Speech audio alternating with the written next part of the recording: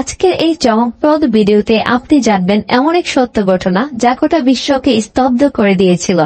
ইরাকের তৎকালীন প্রেসিডেন্ট সাদ্দাম হোসেন, তাকে ধরতে কিভাবে দীর্ঘমেয়াদী অভিযান চালিয়েছিল মার্কিন যুক্তরাষ্ট্র, যে কাহিনী শুনলে আপনি বিস্ময় হতবাক হয়ে যাবে। 1979 সাল থেকে 2003 সাল পর্যন্ত সাদ্দাম হোসেন ছিলেন ইরাকের প্রেসিডেন্ট। 2003 সালে আমেরিকা ও তার মিত্ররা ইরাকে অভিযান চালায়। তাদের দাবি ছিল সাদ্দামের কাছে গণবিধ্বংসী অস্ত্র আছে। যুদ্ধ শুরু হয়, কিন্তু সাদ্দাম হোসেন লুকিয়ে থাকেন। মাসের পর মাস আমেরিকার সেনাবাহিনী সাদ্দামকে খুঁজে ফিরছিল।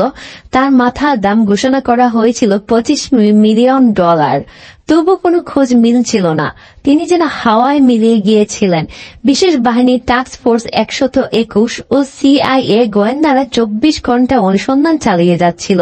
অবশেষে এক বিশ্বস্ত সূত্রের কাছ থেকে পাওয়া যায় গুরুত্বপূর্ণ তথ্য।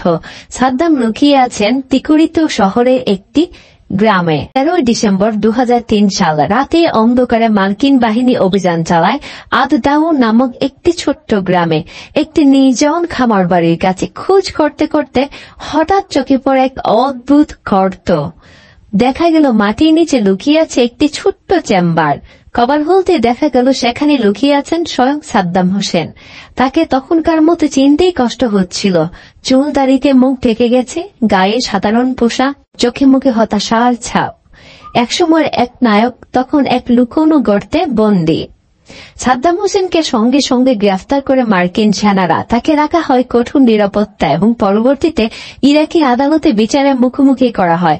অবশেষে 2006 সালের 30 ডিসেম্বর তাকে মৃত্যুদণ্ড কার্যকর করা হয়।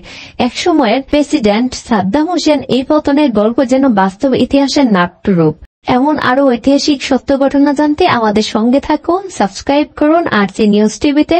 ভিডিওটি ভালো লাগলে অবশ্যই শেয়ার করুন আপনার বন্ধুদের সাথে। Thanks for watching.